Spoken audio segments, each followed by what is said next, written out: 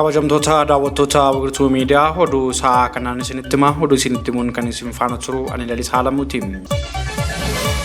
Afrikaan humna dinagdee siyaasaa fi hawaasummaa ta'aa jirti jedhan muummeen ministeera Itoophiyaa Dr. Abiy Ahmed.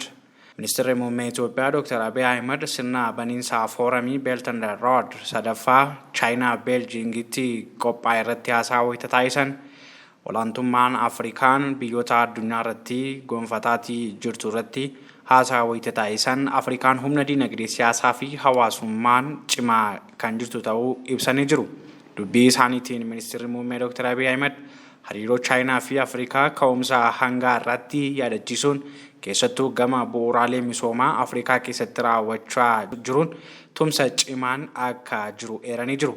Dhiibbaa Afrikaan addunyaa irraan geessu guddachaa dhufuu kaasuun waltajjii gamdaneessaa hundaa hirmaachisuun mirkaneessuu keessatti Afrikaan akka barbaachistus immoo gadi jabeessanii dhaabanii jiru. Ardiin Afrikaa keessumaa bu'aa rakkoo qilleensaa fi walitti bu'iinsaa kutaalee addunyaa biroo keessatti mudateen miidhamaa akka jirtullee yaadachiisanii jiru. Muummeen ministeera Itoophiyaa yeroo ammaa kana Chaayinaa Beeljiingitti fooramii Belt and Roaditti hirmaachaa kan jiran ta'uunis beekamaadha. Gatiin gurgurtaa oomishaalee boba'aa qinxaaboo haaluma ji'a fulbaanaa tureen ji'a onkololeessaa kanas kan itti fufu ta'u ministeerri daldalaa fi walitti hidhamiinsaa naannawaa beeksise. Gatiin gurgurtaa oomishaalee boba'aa qinxaaboo kan baatii fulbaanaa keessa gurguramaa ture haala naamusaa fi kaasaa eeggate wayita ta'u baatii onkololeessaa kanas jijjiiramni tokko osoo hin taasifamin haaluma kana dura tureen kan itti fufu ta'uun ibsamee jira. Onkololeessa ja'a bara 2016 halkan saayitii ja'a irraa eegalee haaluma ji'a fulbaanaa keessa gurguramaa tureen akka itti fufu ta'uu ibsee jira. Bu'uuruma kanaanis ammoo fayyadamtoonni akkasuma geejjibtoonni hundumtuu haala itti boba'aan gurguramuu eeruu kennuufis ta'ee gatii dabalan yoo jiraate akeekkachiisaa kennuu fi qaamota to'ataniif akka eeruu kennan ibseetii jira. Ministeera daldalaa fi walitti hidhamiinsa naannawaa irraa odeeffanne. Weerarri dhibee busaa haala kanaan dura hin beekamneen lixa Oromiyaa godina Qellem Wallaggaa fi Wallagga Lixaa keessatti haala suukkanneessaadhaan lammiilee hedduu galaafataa jira jedhame. Miidiyaa hawaasaa irratti suuraaleen garaagaraa deemaatii jiranii fi akkasuma namoonni qaamaan achitti argaman viidiyoo fi suuraalee garaagaraa kaasuun kan miidiyaa hawaasaa irratti dhoobaa jiran lammiileen hedduun akka dhimmicha ilaalanii gaddantaa jira. Dhibee busaa dandamachiisuudhaafis ammoo deeggarsi karaa miidiyaa hawaasaa maallaqni garaagaraa walitti qabamaa jira. Haa ta'uutii malee garuu lammiileen sababa dhibee busaatiin hamma ammaatti illee du'an lakkoofsi isaanii hin baramin jira. Mootummaan naannoo Oromiyaa biiroon fayyaa Oromiyaas dhimma kana irratti jabinaan hojjechaa kan jiran yoo ta'ullee hagaa yoonaatti daawwaa achi qaqqabeetiin namoonni dandamataa kan hin jirre ta'uu fi rakkoo nageenyaa wal qabatee adeemsi uummata qaqqabuullee yaaddisaa ta'utu himama. Miidiyaa hawaasaa irratti lakkoofsi herregaa banamuudhaan deeggarsi taasifamaatii jira. Lammiileen biyya keessaas biyya alaas hawaasa isaanii dhibee busaadhaan qabaman deeggaruu irratti kan argaman ta'uu Wiirtuu Miidiyaan miidiyaa hawaasaa irratti taatee deemaa jirurraa qulqulleeffatee jira. Daawwattoota keenya oduun keenya ammallee akkuma itti fufetti jira. Amma immoo gara oduu biyya alaattanis hin ceesisa. Waraana Israa'eliidhaan wal qabatee pirezidaantiin Ameerikaa Joo Baayiden guyyaa har'aa kana Israa'el seenanii jiru. Pirezidaantiin Ameerikaa Joo Baayiden ministeera muummee Israa'el Benjaamin Netanyaa'uun waliin mari'achuu isaanii himameera. Ta'us garuu akka durfamee karoorri qabameetii turetti Joo Baayiden aangawoota Arabaa waliin mari'achuudhaaf kan turan sababa haleellaa hospitaala Gaazaatti banameetiin karoora isaanii haqamee ture. Muummeen ministeera Israa'el Hamaas IS waliin wal fakkeessuu itti fufuudhaan himatanii jiru. Addunyaan qaroome tokko ta'ee akkaataa IS ittiin mo'ateen Hamaas mo'achuu qabaa jechuun dhaaman. Hamaasiin mo'annee yaaddoo hamaa kana jireenya keenyarraa ni mancaafna jechuun Netanyaa'uun himaniitii jiru. Kana jechuun ammoo biyya isaaniif qofa osoo hin taane eenyuufillee barbaachisaa akka ta'e ibsan muummeen ministeera Israa'el kun.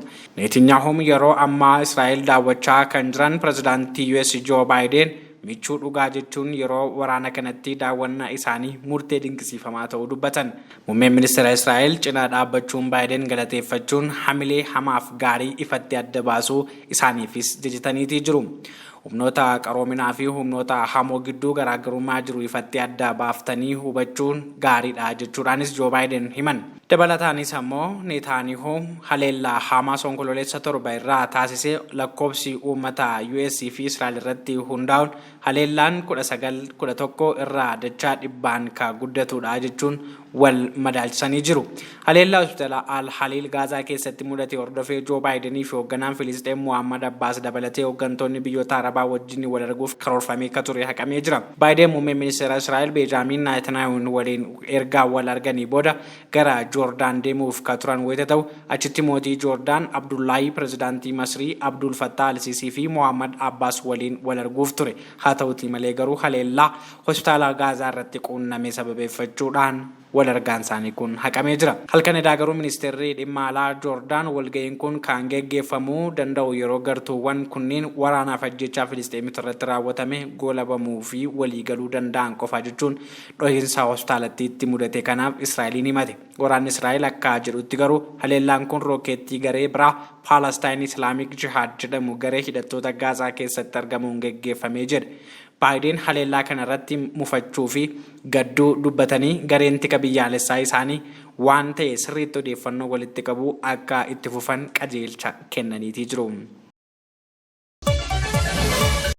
Daawwattoota keenya oduu keenya xumuraatiin gama oduu ispoortiitiin ammoo badhaasa Baalaandoorii bara 2022 bara 2023 kana kan injifatu Leonel Messi akka ta'e gaazexeessitoonni fi xiinxaltoonni kubbaa miilaa garaagaraa dubbataatii jiru. Leonel Messiin dhuma ji'a kana irratti badhaasa Baalaandoorii kennamu mo'achuu akka hin oolle miidiyaalee kan gabaasaa jiran yoo ta'u, Messiin badhaasa taphataa cimaa kubbaa miilaaf kennamu kana yoo mo'ate taphataa jalqabaa liigii Awurooppaa beekamoon ala badhaasicha fudhate ta'uudhaan maqaan isaa galmeeffama. Morkataa isaa cimaa bara kanaa akka ta'e Erling Haaland galchii 36 lakkoofsisuun rikeerdii galchii Pirimeer Liigii bara dorgommii tokkoo cabseetii jira. Walumaa gala galchiiwwan 52 bara dorgommii tokkootti lakkoofsise Erling Haaland waancaa Pirimeer Liigii Ingiliz, Champions League fi FA Cup mo'achuudhaan sadarkaa gaariirra jira. Akkasis ta'ee garuu badhaasa kana mo'achuu ka hin oolle Leonel Messiidha jechuun aldureewwan garaagaraa tokko ba'aa jiru. Badhaasa Baalaandoorii waggaa darbee ka bara 2022 taphataa amma kilaba biyya Saudi Arabiyaa Al Ittihad taphatu Karim Benzema mo'achuun isaanii yaadatama.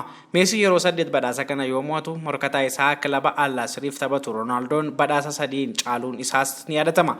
Badhaasni taphattoota ciccimoo kubbaa miilaa dhiiraaf dubartootaaf kennamu onkololeessa 30 Faransaay magaalaa Paarisittis kan geggeeffamu ta'a. Daawwattoota keenya oduun isaa kanaaf qindeeffanne kanneen kana fakkaatan turaniin daawwachuu keessaniif hedduu isin galateeffannaa. Yeroo gaarii.